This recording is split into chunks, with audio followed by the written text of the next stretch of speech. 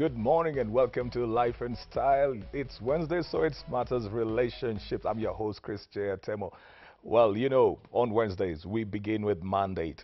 That's the segment within which I have men coming in as a panel and they talk to us matters concerning men and relationships.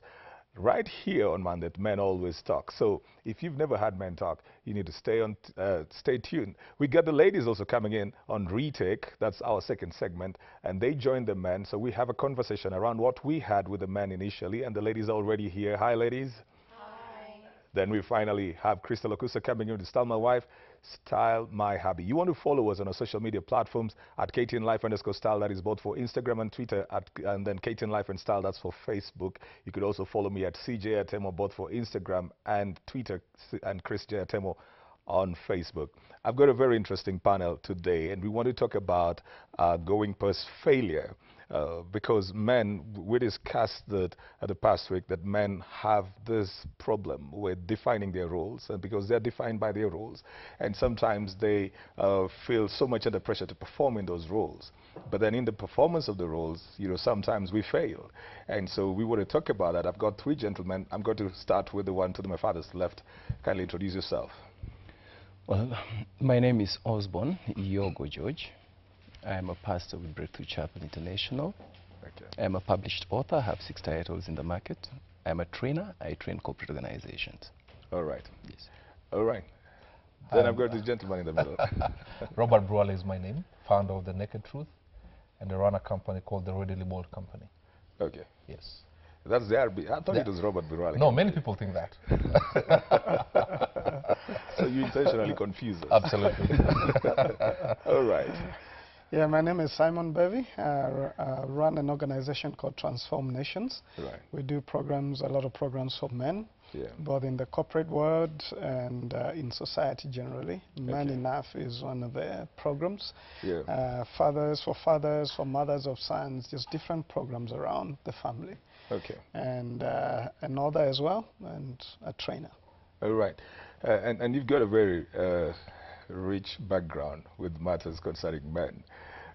I know that you have graduated, you said about 11,500? It's now 12,200 men. 12,000? Yeah, out of an 8-week program that we take the men through. I think men just sometimes need to sit around the fireplace, as it were, and have conversations like this. Right. And so we've done that now in 7 different countries, different cultures, and it's been relevant to speaking to the man within. Is it easy to get men to gather around the fireplace? It's not, by the way. There's got to be substance that you're giving them, but also a reason, because men are moved by a cause.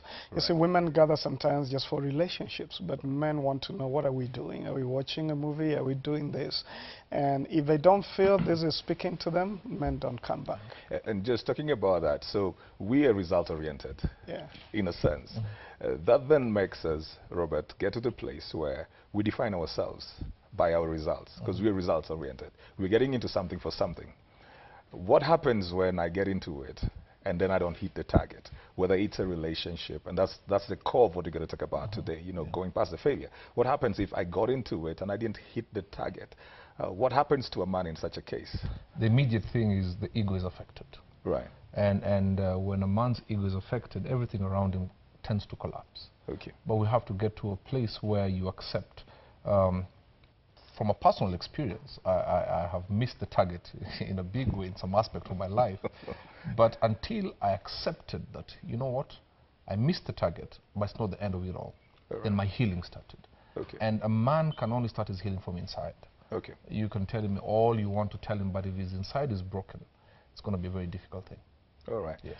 But is that very easy for us to come to the place where I acknowledge, okay, I have failed, but I need to start afresh? To be honest, it's not easy. Yeah. Let me not sound politically correct. It's one of the, personally, it was one of the most difficult things until I had a conversation with the man in the mirror. Okay. I put everybody aside, I deafed myself to other voices, and I had a conversation with myself. And I said, you know what, if you don't swim, you will drown and people will forget you. Okay. And there are other people, like for me, my driving factor also was my daughter. I said, okay, fine, if I collapse under the weight of this stress, what am I going to do? So I have to get up very quickly, accept things within me, the moment I accepted things within me, then it gave me the oomph or the fortitude to fight battles out there. Because as a man, every time you wake up, there are obstacles placed for you. Right. But if you don't go fully from inside, those obstacles will have you for lunch. How do you work out, if I'm a wounded man, and Robert says, the first thing that goes is your ego. Yes. And part of that ego may be even your inner drive will go with it, right? And I hope you're talking about positive ego. Yes, positive ego, absolutely. So there is this inner drive, the easiest thing mostly for a man, and I know that Simon will agree with me, that's when men leave. When they have failed, they probably feel, I'm not paying the bills, I'm not responsible as a man, I'm not doing what I need to do as a husband, as a father. So the easiest thing is to leave. How does a wounded man find strength, George? How does a wounded man find strength? How does a sick man tell himself, I want to walk again? You see, one of the things that we must understand is that failure is a vital aspect of the achievement process. It's absolutely impossible to succeed at anything at the first attempt, whether it is walking, whether it is talking. So one thing that we must understand as individuals and learn to live with is we must learn to be sincere with ourselves. All right. And accept the fact that failure is a necessary evil, for that matter. We just can't live without it. So when you do that, one of the things that would give you drive and let you get up to yourself is, what am I living up to? So you do not restrain yourself by whatever has happened to you, but you look beyond what has happened to you into what you actually want to be. Let the bigger picture be the driving factor. All right. So both of you are talking about it. There's got to be a compelling vision or a purpose, a mission, that you're looking at something else, and that thing must be able to override what you're looking at. Absolutely. Right there. But do we permit men to fail, Simon? I think that's a challenge. I think he permitted himself to fail. Generally, in the society, it's very hard for men because, as you know, we grow up asking ourselves this question: do I have what it takes to be a husband, to run a business? That's a driving, question of even a small boy. I mean, I was a small boy and I was asking, do I have what it takes? I look at my chest and look at other guys and say, am I okay? When somebody else, the beard is beginning to come out, the other one doesn't have a beard. Yeah, I see tall men like this and I say, why am I okay? Am I man enough? And so these things get very hard on men. And as we ask ourselves those questions, then we get to fail sometimes in a relationship, in a business, or something else. And when a man fails, the first thing he begins to struggle with is shame. Right. I feel ashamed. I don't stand up, before other men. Because a lot of times we succeed for each other. Okay. I mean, as boys, we're always asking, what do you got? What have you done? What have you done? And I want to succeed and be a man around the table with other men. And when other men look down at you and wonder what's wrong with you, then we carry this shame, whether it's said or not. We feel like society and boys, especially around us, other men, are judging us very harshly. And so we carry this load of shame that we've got to deal with. And shame has some good aspects. There's good shame, which leads you to feel I did something dumb or I did something wrong and I need to work on that. But there's bad shame, which is crippling, that puts you down instead of you beginning to say, I've got to rise up. As a wounded warrior, you're not victorious until you move on. And you could pull yourself up by your bootstraps. But many times you need other men just to come alongside you and say, you have messed up here, but we are together. Because boys, men become men among other men. And as we help each other, then we get to encourage each other. I want to ask that because, I'm thinking women, when they go through stuff, they easily will talk about it. And they empathize with one another. But the natural thing for men to do, and from boys, you got hurt. Let's say, for example, a young boy is growing up. He was beaten by a lady. What will the other boys do? They laugh at him. There's no support. Do men really know how to support other men who are in distress, or we laugh things off? We go out, hang out, laugh it off, and say, Burale, that won't happen to you, man. And we don't understand that even men go through pain. Is that true? That is a very difficult thing because men don't trust easily. If I can get myself to have a band of men that I can open up very easily, because every time we speak, we ask ourselves, So what if it's taken wrongly? I'll be more ashamed.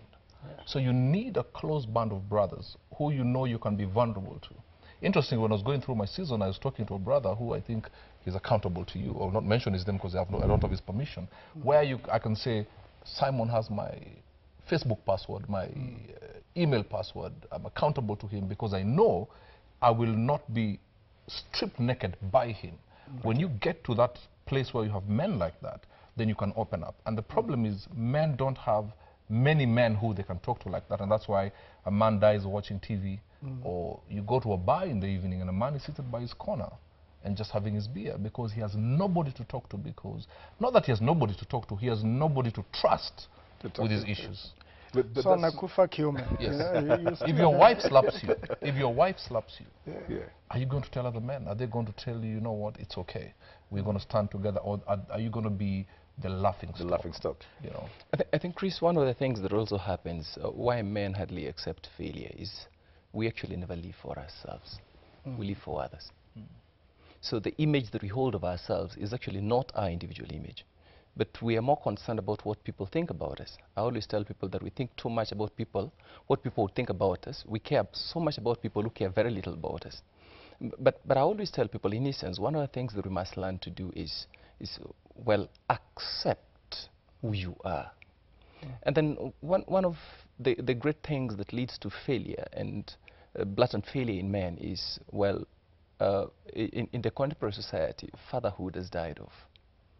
I was sharing this with one of the bishops who is between me and you, and like a blood father to me. And when we were sharing it, I was speaking to him, and I just spoken about the generation of bastards and vagabonds.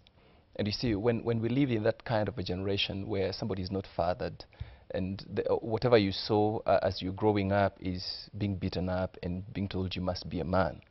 And you see, when you come to a point of failing, then you start looking at yourself as not being a man.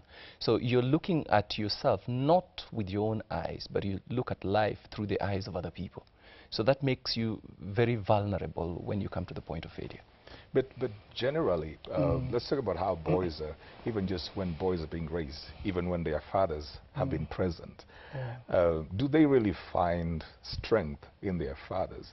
Are their fathers really empowered to say, look, you tried that didn't work out, let's sit, let's talk? Or even in the cases, Simon, where fathers are present, they don't even know what to say to their sons who are failing. Yeah, and it's a socialization of a boy child. We're always kicking them at the back and saying, rise up and do that. Be the man. And sometimes it's because we were socialized like that. We don't even understand ourselves when we fail. So how are we going to help the little boy who has failed?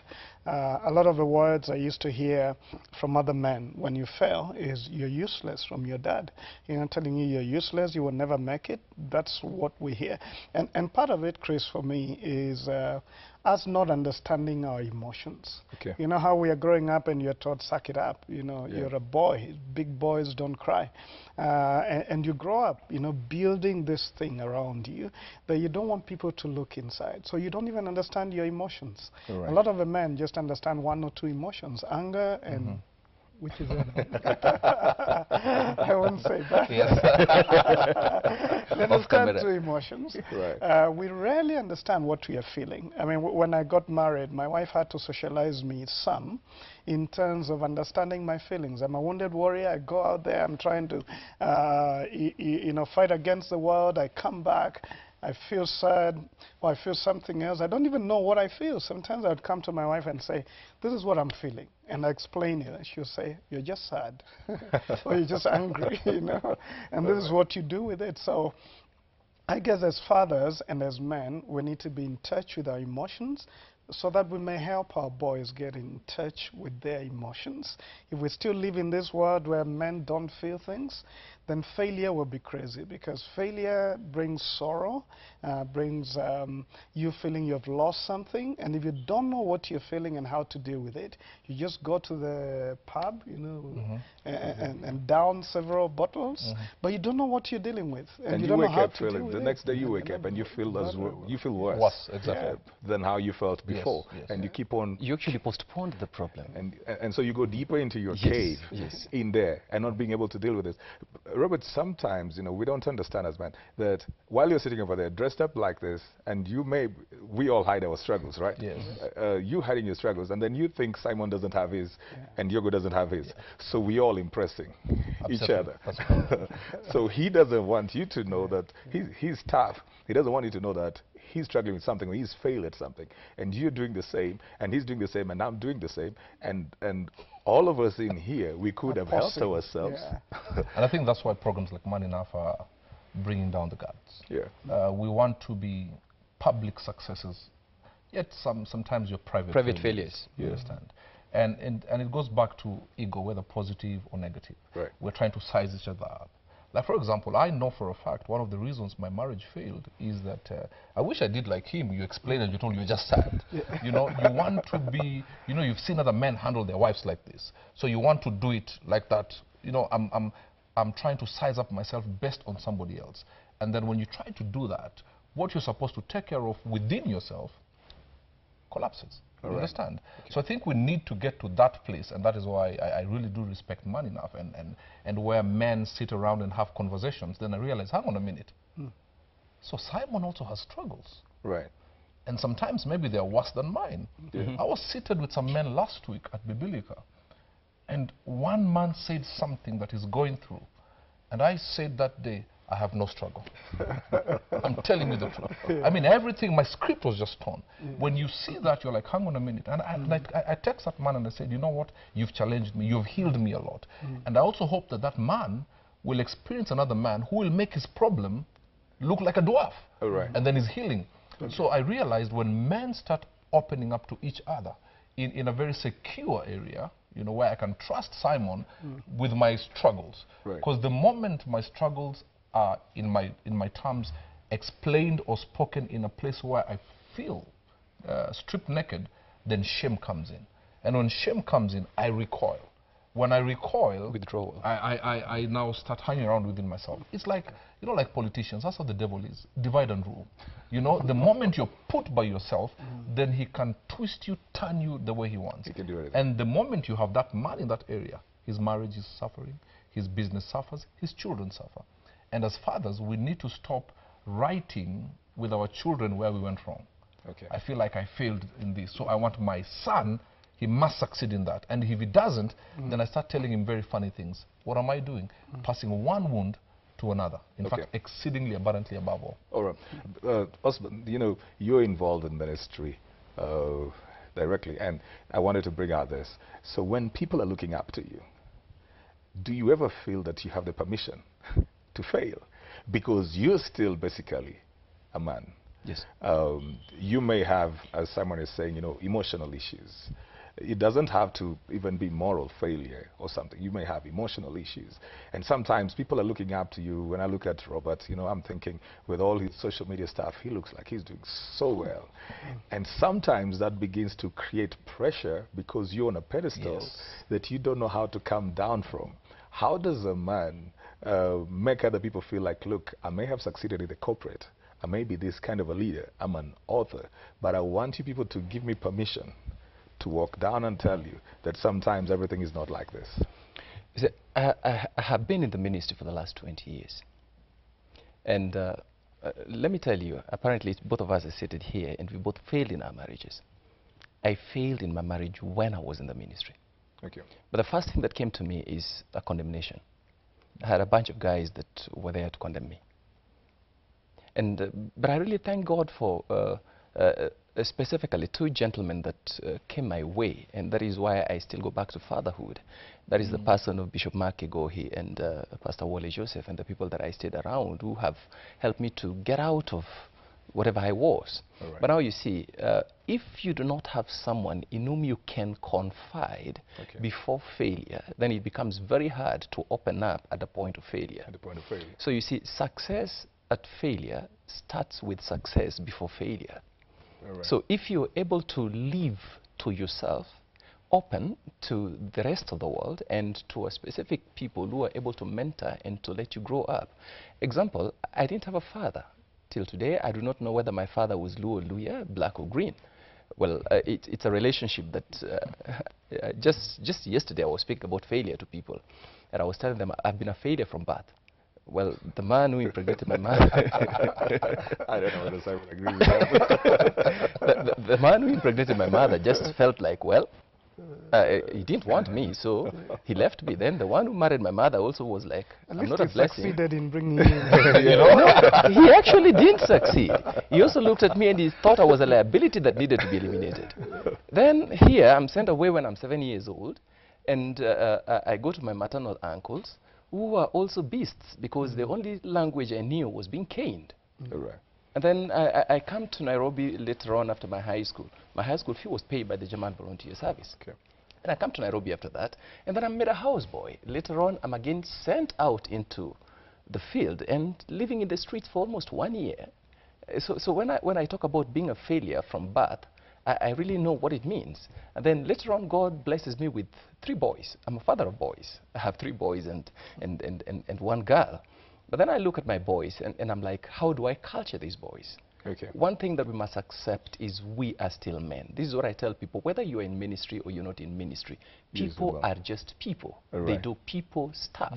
Okay. And I tell people, don't look at me as a man of God. Look at me as a man. The of God is a compliment. Simon, how do we raise our sons without passing on our pain to them? Or you know, okay, I have children. I've got 3 boys too. So if I have these children and I was never loved, I was rejected, I was fought, I was ostracized, how do I bring myself to the place where now I don't cage myself in because I don't know what to do with them? Yeah, we need to get into safe places. A safe place is very important for a man, where you feel you have a team of men who understand you. One of the things we do in one of those retreats is to have men stand up, starting with myself, and say, the thing I don't want you to know about me is this.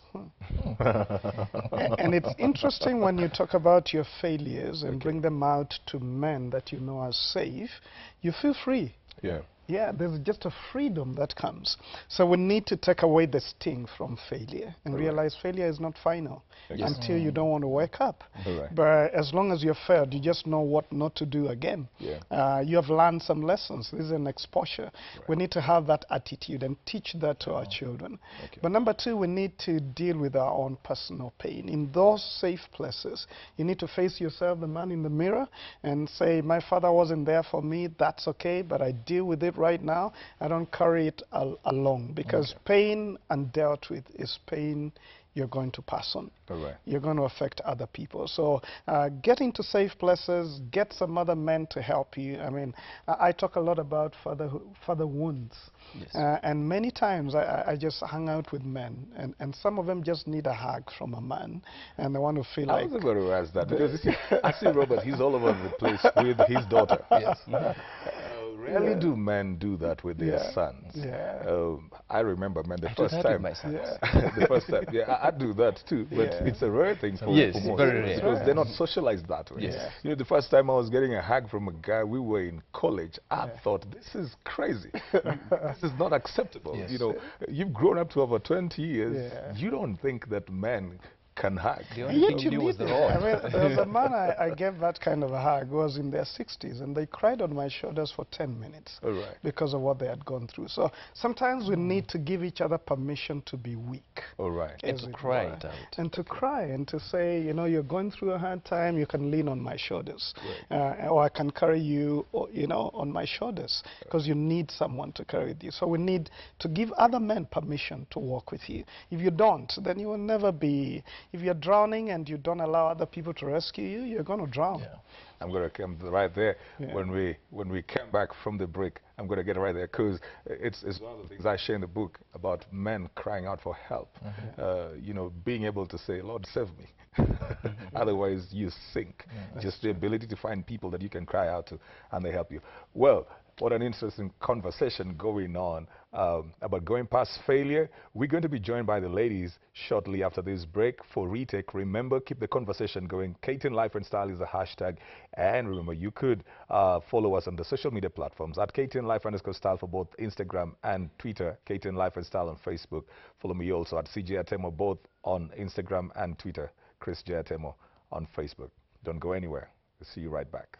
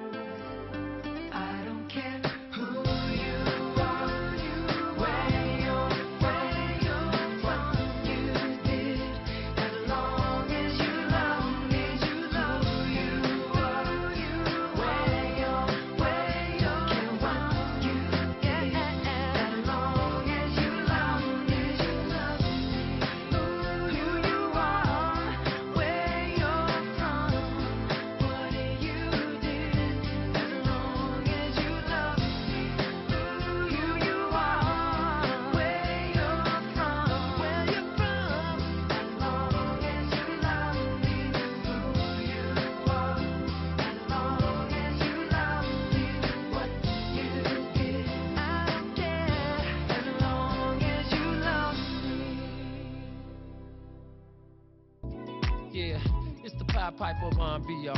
Whoa, follow me. Chicago and them. Oh yeah. Oh yeah. Don Juan and them. Yeah. This is for y'all. The remix.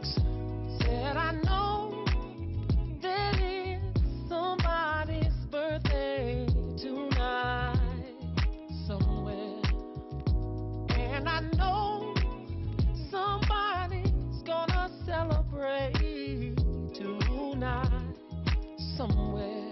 I know one thing's for sure, I'm gonna put on my dancing shoes, then I'ma hit the door and go out and step the whole night through. Step in the name of love. I'm gonna step in the name of love. Then I'm gonna step in the name of love. Oh yeah. Step in the name of love. I'm gonna step in the name of love. Ooh. Step in the name of love. In the name of love. Yeah. Groove in the name of love. See, I know there's somebody breaking out the champagne somewhere, and you can be sure that somebody's gonna make love night until the day. Oh, one thing's for sure, I'm gonna put on my dancing shoes, then I'ma hit the door and go out and step the whole night through. Step in the name of love. Yeah. Step in the name of love. Whoa. Clap in the name of love. Yeah. Clap in the name of love. Said I'm gonna step in the name of love. Ooh. Step in the name of love. In the name of love. Groove in the name of love. Oh, I wait till somebody else gets up. And I wanna be the first one to hit the floor. So tell the DJ to turn it up. Cause it feels so good dancing to this remix. Makes me wanna step, cause it's a cut. In the name of love. Oh babe, in the name of love. Don't in the name of love. Yeah. Clap in the name of love. Step in the name. Step in the name of love. Of love. Step in the name of love. Then I'm gonna groove. Yeah. Groove in the name of love. Step, step, side to side, round and round, hit it now. Separate, bring it back. Now let me see you do the love slide. Step by step, side to side. Keep on stepping, hit it now. Separate, round and round, side to side. Separate and bring it back. Step, side to side, round and round, hit it now. Come on and step in the name of love. Now let me see you do while we're living. Let's step out, hit the club. DJ's rocking that song for us. If anybody asks why we're stepping, tell them that we did it for love, yeah. Did it for love, yeah. Did it for love, yeah. That's why we did it. Did it for love, yeah. Oh yeah. Did it for love.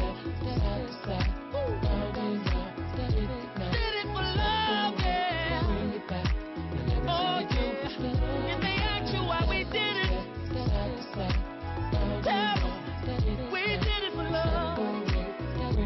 Oh, if they ask you why we did it, yeah. Hey, we did it for love. Oh yeah. In a land where everybody's snapping, everybody's clapping, everybody's grooving. Hey, in the name of love. Step on, y'all. Yeah. Regina and George Daniels. I love you, baby. Henry Love. I see you. Yeah. DJ Wayne Williams. Spinning the records. Make sure you spin this one, baby. Alright?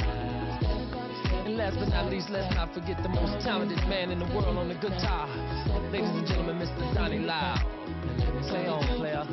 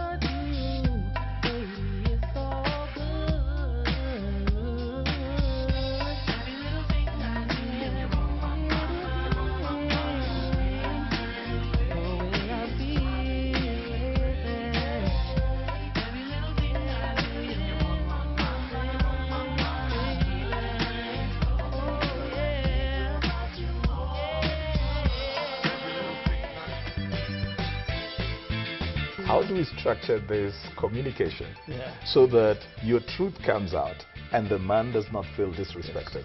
If I keep on applauding you every day, oh, Pastor, you're amazing. Oh, every time you're amazing, there's a point we'll get, I will stop applauding you because now you're good, you can run by yourself.